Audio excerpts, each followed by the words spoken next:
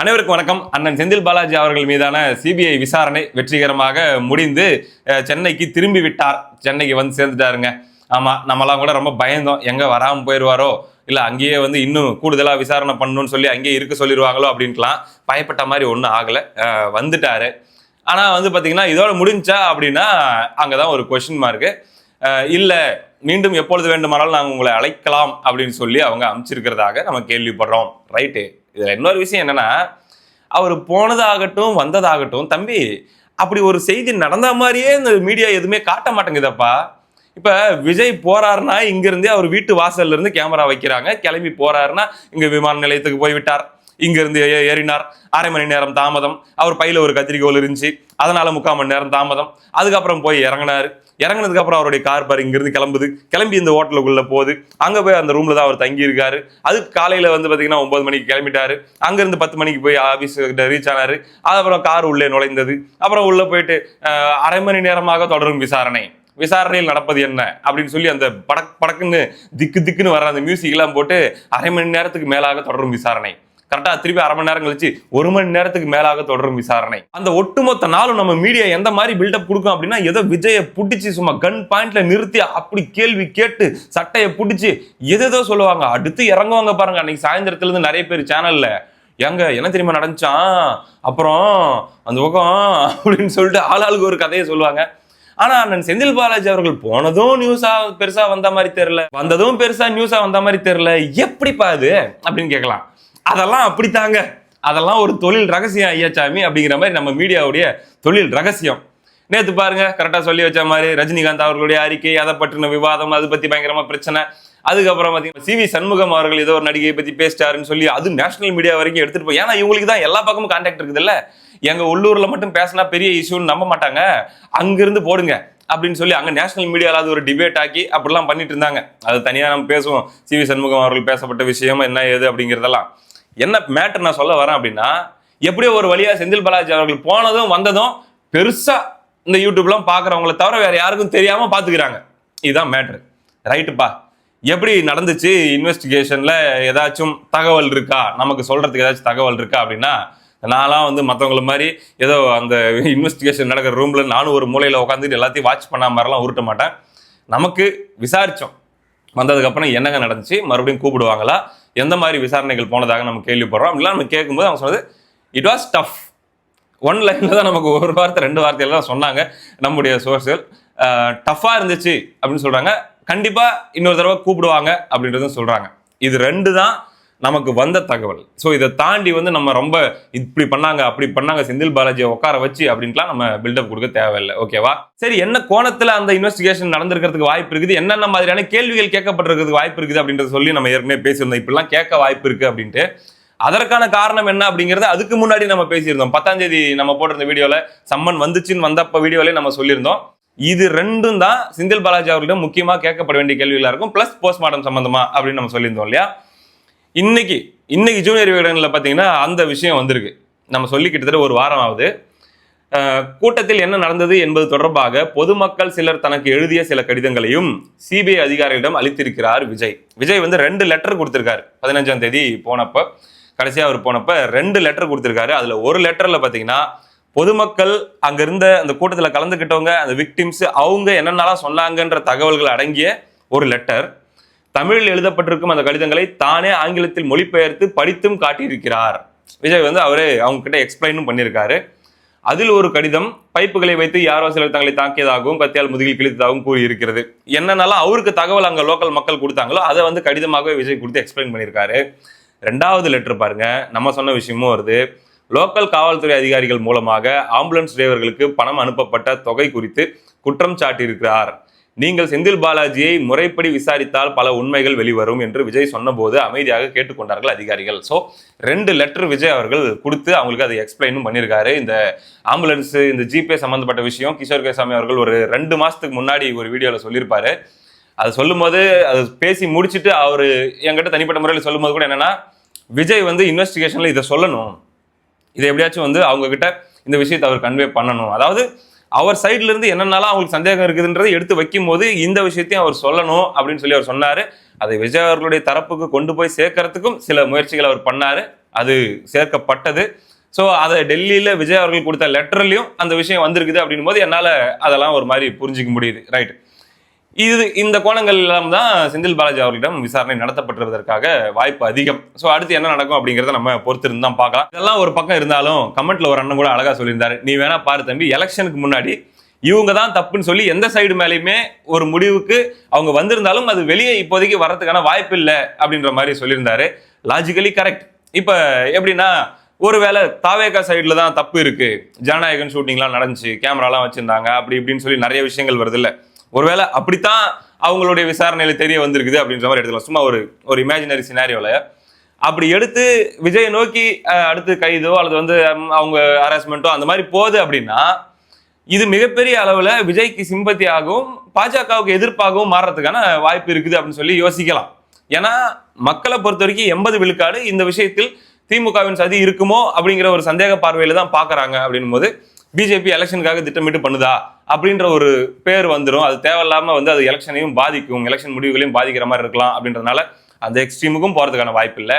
ரெண்டாவது பாத்தீங்கன்னா, செந்தில் பாலாஜி தான் குற்றவாளி அல்லது திமுக தான் குற்றவாளி அல்லது அரசு தான் குற்றவாளி அப்படிங்கிற ஒரு ஆங்கிள் ஒருவேளை அவங்களுடைய விசாரணை முடிவுகள்ல வந்திருக்குதுன்னு வச்சுப்போமே, அதையும் கூட இப்ப உடனடியாக வெளியே கொண்டு அந்த விஷயத்தை பூதாகரப்படுத்துவதற்கான வாய்ப்பு இருக்கா அப்படின்னா அதுவும் ஒரு கொஸ்டின் மார்க் தான். ஏன் அப்படின்னா, அப்படி பண்றது மூலமா தாவேகாவுக்கு இன்னும் தாறுமாறான ஹைப் அதிகமாயிடும். ஸோ விஜய் அவர்கள் சொல்லிட்டு இருக்கிற டிஎம்கே வெர்சஸ் டிவிகே அப்படிங்கிற அந்த ஒரு முழக்கம் இன்னும் பயங்கர ஸ்ட்ராங்கா மாறிடும். ஸோ அதுவும் நடக்கிறதுக்கான வாய்ப்பு இல்லை. இந்த எலெக்ஷன் வரைக்கும் இது இப்படியே இவங்களை கூப்பிட்டது அவங்களை விசாரிச்சது இவங்களை விசாரிச்சது அப்படிங்கிற மாதிரியே தான் போயிட்டு இருக்கும் அப்படின்னு சொல்றாங்க இல்லையா. அதுக்கான வாய்ப்புகள் தான் அதிகமா இருக்கிறதாக நானும் ஃபீல் பண்றேன். ரைட். இந்த ஒரு விஷயத்தையும் எடுத்து வச்சிருவோம். அடுத்ததாக பாத்தீங்கன்னா, ஆதவ அர்ஜுனா இல்லாத ஒரு விஷயத்த, அதாவது நேற்று நான் ஒரு வீடியோ பண்ணியிருந்தேன், அந்த வீடியோவில் கூட நான் சொல்லியிருந்தேன், அதாவது தேர்தல் நேரத்தில் ஒவ்வொரு வாக்கும் முக்கியம், ஒவ்வொரு தரப்புடைய வாக்கும் முக்கியம். அது ஆகிறவங்க ஆகாதவங்க சரியானவங்க தப்பானவங்க எல்லாரையும் கவர் பண்ணி கொண்டு போறது ரொம்ப முக்கியம்ப்பா. இழக்கிறதுக்கு ஒண்ணுமே இல்லை யாருக்கு, மற்றவங்களுக்கு.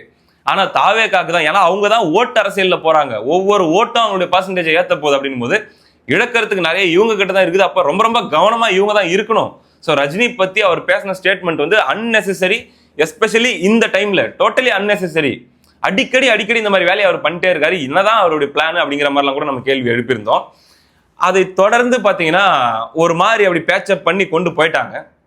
என்னன்னா, விஜய் அவர்களை இது ரொம்ப கோவப்படுத்தி இருக்கு அப்படின்னு சொல்லி நம்ம கேள்விப்பட்டோம். எதுக்கு இந்த மாதிரி பேசி சர்ச்சையாக்கி தேவையில்லாத தலைவலி, வருத்தம் தெரிவிச்சிருங்க அப்படின்னு சொல்லி விஜய் தரப்புல இருந்து சொன்னதாகவும், அதற்கு ஒரு பிரஸ் மீட் மாதிரி அரேஞ்ச் பண்ணி நான் விளக்கம் கொடுக்குறேன் அப்படின்னு சொல்லி அவங்க பிளான் பண்ணி நேற்று மதியமே பிரஸ் எல்லாம் கூட கூப்பிட்டாங்க அப்படின்ட்டு. ஏன்னா பிரஸ் தரப்புலையும் நமக்கு சொன்னாங்க, கூப்பிட்டாங்க, பிரஸ் மீட் கொடுத்து அவர் விளக்கம் கொடுத்து வருத்தம் தெரிவிக்கிறதாக இருந்து, இல்ல வேணாம் பிரஸ் மீட்ல நான் பேசுறேன்னு நீங்க போய் அவங்க 4 கேள்வி கேட்டு நீங்க 4 விஷயத்த சொல்லி மறுபடியும் ஏதாச்சும் ஒரு காம்ப்ளிகேஷன் வரப்போகுது, அப்படிலாம் எதுவும் பண்ண வேணாம், நீங்க வெளிப்படையா மன்னிப்பு அப்படிங்கிற விஷயத்த நீங்க மேடையிலேயே கேட்டுருங்க அப்படின்ற மாதிரி விஜய் அவர்களே தனிப்பட்ட முறையில் சொன்னதாகவும், அதை தொடர்ந்து தான் அடுத்து கொளத்தூரில் நடந்த மீட்டிங்ல ஒரு முன்னாள் ரஜினி மக்கள் மன்றத்தை சார்ந்தவர் ஒருத்தரை பேச வச்சு அவர்கிட்டயே விளக்கம் கேட்க வச்சு மேடையிலே நீங்க விளக்கம் கொடுக்கணும் ஆதவ அர்ஜுனா அவர்களே, இப்படி பேசுனது எங்களுக்கு வருத்தம், அப்படிலாம் யாருமே அவர் பேசாதீங்க அப்படிங்கிற மாதிரி அவரையே சொல்ல வச்சு, அதுக்கப்புறம் ஆதவ அர்ஜுனா அவர்களும் மனசார நான் மன்னிப்பு கேட்டுக்கிறேன், நான் அந்த நோக்கத்துல சொல்லலை அப்படின்ட்டு அவரும் வெளிப்படையாக மன்னிப்பு கேட்டு அந்த விஷயத்துக்கு ஒரு முற்றுப்புள்ளி வச்சிருக்கிறாரு. இதை விஜய் தான் செய்ய சொன்னார் அப்படின்னு நமக்கு ஒரு தகவல் வருது. ஏன்னா இந்த விஷயத்தை இன்னும் மேற்கொண்டு கொண்டு போவதற்கு விஜய் அவர்கள் சுத்தமாக விரும்பல. ஏன்னா இது எலெக்ஷன் டைம், அது ரொம்ப ரொம்ப முக்கியம். அது ரஜினி அவர்கள் நேரம் பார்த்து தாக்கினாரு அல்லது விஜய் ரசிகர்களுக்கு நிறைய பேருக்கு ரஜினி பிடிக்காது அப்படின்னு 1008 விஷயங்கள் இருந்தாலுமே கூட எலெக்ஷன் டைம் பொறுத்த வரைக்கும் எதையுமே இழக்கிறதுங்கிறது தேவையில்லாது அப்படிங்கிறதுல தாவேகா ரொம்ப தெளிவா இருக்காங்கன்றது புரிஞ்சுக்க முடியுது. அடுத்ததாக இந்த அலைன்ஸ் சம்பந்தப்பட்ட இந்த கண்ணாமூச்சி ஆட்டம், இந்த அதிமுக கூட்டணியில் தாவேகா வருதா இல்லையான்னு சொல்லி உருட்டி எத்தனை தடவை தான் நாங்க மறுக்கிறது அப்படின்னு சொல்லி தாவேகா ஒரு பக்கம், எத்தனை தடவை தான் நாங்க இல்லைன்னு சொல்றதுன்னு சொல்லி அதிமுக ஒரு பக்கம், 2 பேரும் மாறி மாறி மறுத்துக்கிட்டே இருந்தாலும் பேச்சுவார்த்தைன்னு சொல்லி நியூஸ் மட்டும் வந்துட்டே இருக்குது. அது எங்க இருந்து? டெல்லியில இருந்தெல்லாம் வருது, என்டிடிவில வருது, டைம்ஸ் நவ்ல வருது, எல்லாத்துலயும் வந்துட்டே இருக்குது. என்னடா அது புது கான்செப்டா இருக்குது. வழக்கமா அதிகாரப்பூர்வமா 2 சைடும் மறுத்துட்டாங்கன்னா அதோட அது முடிஞ்சுன்னு தானே அர்த்தம். ஏன் இப்படி இது புகஞ்சிக்கிட்டே இருக்குது? இதுக்கு பின்னாடி இருக்கிற ரகசியம் என்ன அப்படின்ட்டு எனக்கே ஒரு மாதிரி ஒரு கட்டத்துக்கு மேல டவுட் நானும் விசாரிச்சேன். என்னதாங்க மேட்ரு அப்படின்னா, ஒரு படத்துல வடிவேல் கையில இந்த கரண்ட் செக் பண்ணுவார் இல்லையா, ஒரு மோட்டர் ரிப்பேர் ஆயிடுச்சுன்ட்டு, மோட்டர் அங்க போயிட்டு ஆன் பண்ணி ஆஃப் பண்ணுன்னு சொல்லி ஒருத்தனை அமுச்சு விட்டு வருது வருது வருது வரல வரல வரல அப்படின்ட்டு இருப்பார்ல, அந்த மாதிரி வருது வருது வருது வரல வரல வரல அப்படிங்கிற மாதிரி சிக்னல்ஸ் மாறி மாறி மாறி மாறி கிடைச்சிட்டு இருக்குதாங்க இந்த ஊடகங்களுக்கே. அதனால ஊடகங்களே பைத்தியமாயிருச்சு இப்ப. முறிவுன்னு சொல்லி போடுறாங்க, அதுக்கப்புறம் பாத்தீங்கன்னா இல்ல பேச்சுவார்த்தை தொடருதுன்னு சொல்லி போடுறாங்க. ஏன்டா எங்க மானத்தை வாங்குறீங்க, யாராச்சும் ஒருத்தர் சீக்கிரமா உங்களுடைய வேட்பாளர் பட்டியலை அனௌன்ஸ் பண்ணி தொலைங்கயா, அப்பதான் மக்கள் கிட்ட நாங்க அடி வாங்காம இருப்போம். நீங்களே போன் பண்ணி இருக்குன்ற மாதிரி ஒரு சிக்னல் கொடுத்துறீங்க. எங்க டிவிகே சைட்ல இருந்து தான் மறுபடியும் இல்ல அதெல்லாம் இல்லைன்னு சொல்லி வெளியே பிரஸ் மீட் கொடுக்குறீங்க, ஒன்னும் முடியல அப்படின்ற மாதிரி மீடியா ஒரு பக்கம் மண்டையை பிச்சிட்டு இருக்குது. சோ என்னப்பா மேட்ரு இருக்கா அப்படின்னு எங்கிட்ட கேட்டீங்கன்னா ஒண்ணு மட்டும் சொல்லுவேன், கம்ப்ளீட்லி ஃபுல் ஸ்டாப் வச்சிடலாம், இது முடிஞ்சு, இனி இதை பத்தி பேசுறதுல 5 பைசாக்கு பிரயோஜனம் இல்லை, கூட்டணியே இல்லை, தனித்தனியா தான், அவங்க தனி இவங்க தனியா போறாங்க அப்படின்ற ஸ்டேஜுக்கு இன்னைக்கு வந்துருச்சான்னா 90% வந்துருச்சு.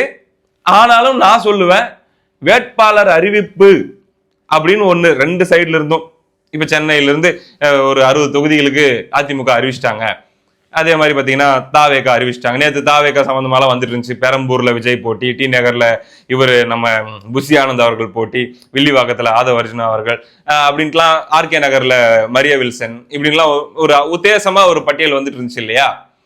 இந்த மாதிரி உத்தேசமா இல்லாம அபிஷியலா ஒரு 30 தொகுதிக்கு தாவேகா அனௌன்ஸ் பண்ணிட்டாங்க, இல்ல ஒரு 40 தொகுதிக்கு தாவேகா முதல் கட்டமா அனௌன்ஸ் பண்ணிட்டாங்க, அதே மாதிரி ஒரு 40 தொகுதிக்கு அதிமுக அனௌன்ஸ் பண்ணிட்டாங்க, குறிப்பா சென்னை பேஸ்டா அப்படின்னா ஏவா இது இல்லடா அப்படின்ற ஒரு முடிவுக்கு நம்ம வந்துடலாம். அது வரைக்கும் நான் என்ன சொல்றேன், அரசியலில் எது வேண்டுமானாலும் நடக்கலாம் அப்படிங்கிற ஒரு பாயிண்ட் ஆஃப் வியூ மைண்ட்ல வச்சுக்கிட்டு 90% இது நடக்க வாய்ப்பு இல்லை அப்படின்ற ஒரு பதில மனசுல வச்சுக்கலாம். தம்பி, தனிப்பட்ட முறையில உன்னுடைய விருப்பம் என்ன அப்படின்னு நீங்க கேட்டீங்கன்னா, உண்மையிலே தனிப்பட்ட முறையில என்னுடைய விருப்பம் தாவேக்கா 234 தொகுதியிலும் தனியா நிக்கணும். ஃபர்ஸ்ட் எலெக்ஷனை பொறுத்த வரைக்கும் அவங்களுடைய ஸ்ட்ரென்த் அவங்க ப்ரூவ் பண்ணணும்.